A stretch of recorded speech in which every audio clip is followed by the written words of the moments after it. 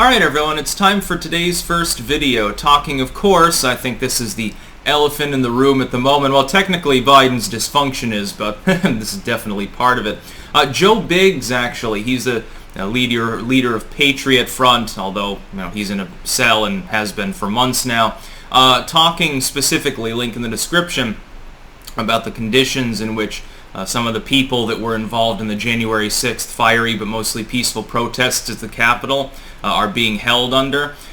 If this was a group of people who had been doing this and they were liberals and they were protesting like Trump or something, I guarantee the ACLU and similar groups would be suing right now for human rights violations. And even if this is hyperbolic and only half true, we do know that the people there are being held in extended solitary confinement. Many of them have not even been charged yet. Most of those, the only reasonable charges that they would be likely to face are minor misdemeanors, basically trespassing and vandalism. Essentially, destruction of public property, trespassing, simple assault, that's like 95% of all the potential charges, and yet these people have been held in solitary, in some cases now, lengths of time that probably are longer than the sentence they'll get. The first person charged got a suspended sentence. The last dude charged, what did he get, like 5 months or something like that? Again, mostly misdemeanor charges. Now, first and foremost, before I get further into this video, talking about this miscarriage of justice and the hypocrisy of people who claim to want criminal justice reform or prison reform and have no problem with this because of insurrection, there will be a pinned comment down below if you're watching this video on YouTube. Keep in mind, I make 2 videos every day that are exclusive just to those platforms linked therein. That is Odyssey, BitChute, Rumble, and Dailymotion, that don't go on YouTube. It could be because of verboten subject matter. It could be just for algorithmic purposes. YouTube doesn't like it if you make more than 1 or 2 videos in a day. I'm probably fucking myself even by making 2 of them on YouTube most days. But there it is. Now, with regards to this, and I thought the last part was funny because he's like, well, there are actual white supremacists in here, and they quizzed me on whether I was a true Nazi, and I failed the test, so congratulations to me. There was a little bit of humor there. Let us ignore for a second even Joe Biggs' claim. Let's claim that he's full of bullshit. He's just doing this as a pity party to get people involved to try to get out of the hole or something. Let's assume he's not actually thrown in a brightly lit room with a steel floor regularly. He's not being fed soy supplement slop that's causing him to become weaker. And he goes out more than... He claims that over the last few months he's only been outside for like 10 hours total. Now, I believe his claims. I have no reason to disbelieve them. You're hearing similar corroboration from the families and lawyers for other people that are there. My biggest issue is how can the government possibly justify holding somebody without any charge whatsoever for months and months at a time in any conditions? Even if it was a relatively nice, like a county jail set up and you get your black coffee and the warden dresses up like Santa and amuses the inmates for Christmas and shit like that. It's a place that was reasonable. Maybe your cell's a foot wider than the ones they get in Los Angeles County or something like that. You get steak once a year. It's the tough cube steak stuff, but it's there. Even then, why should a person, without even being charged, who's probably not facing any significant charges anyway, be held essentially indefinitely? This violates the rights of the accused. The United States principle under the legal system, at least this is the utopian view the founders had, the whole idea was that if you're accused of a crime, there needs to be evidence. Eventually, they need to charge you. They can't just detain you forever and say, well, we wanted you for something. We're not sure exactly what yet, but we're going to go fish on a fishing expedition throughout your whole life and find out your motives so that we can give you some sort of extended charge. The dude will probably, in the end, be found guilty of something like trespassing. That's probably what'll happen. Even if you're the leader of Patriot Front and there were multiple people there, therefore you're automatically in command of those people. Dude, there was Fed involvement, it seems, that day, instigating what occurred.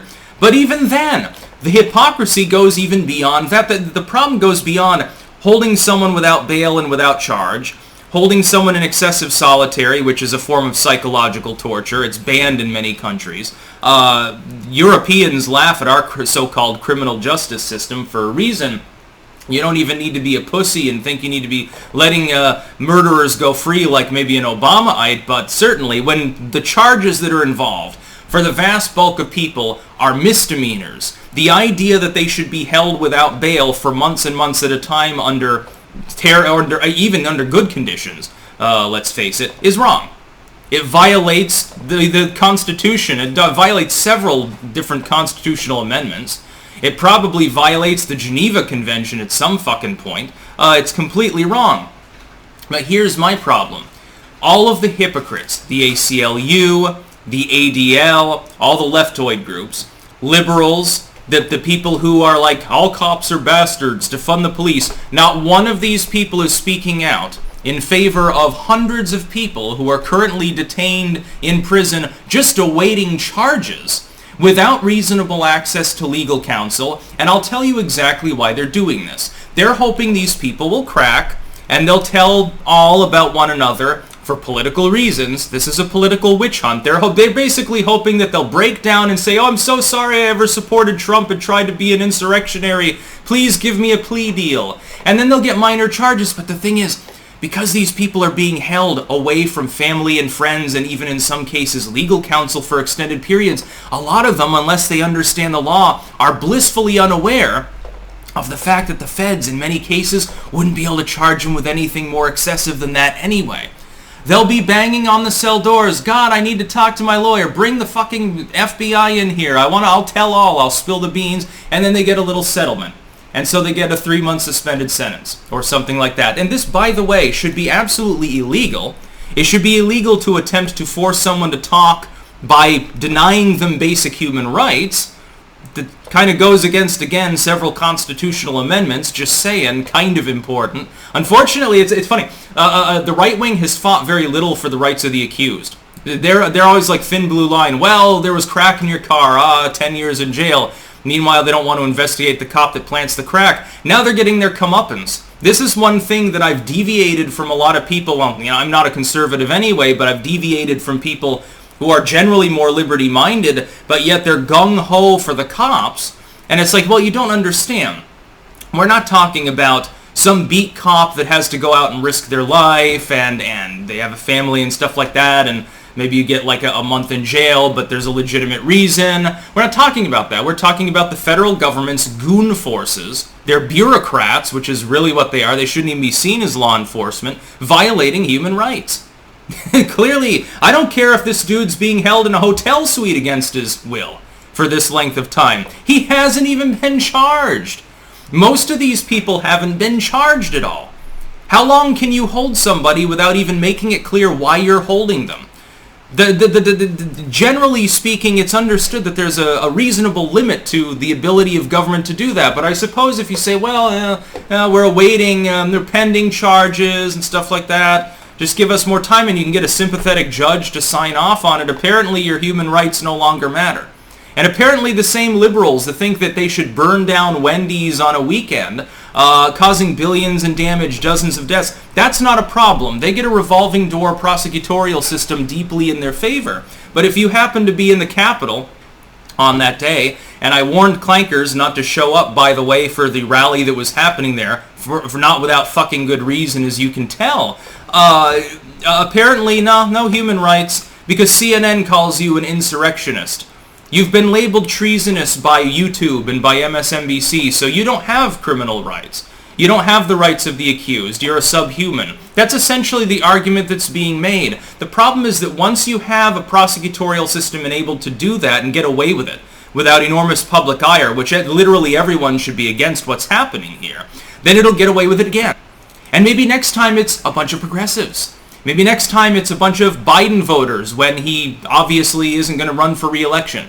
Maybe it's Kamala Harris's fans when she loses or something like that, and then they get locked up because what would have happened if they'd done this to those people who stormed the Senate, by the way, BLM members, several years prior?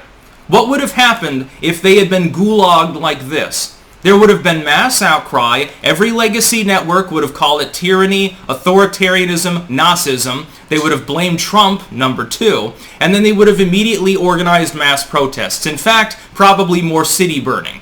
And you'd have more riots, and eventually the legal system would take the knee, and they'd let these people out because the charges are insubstantial.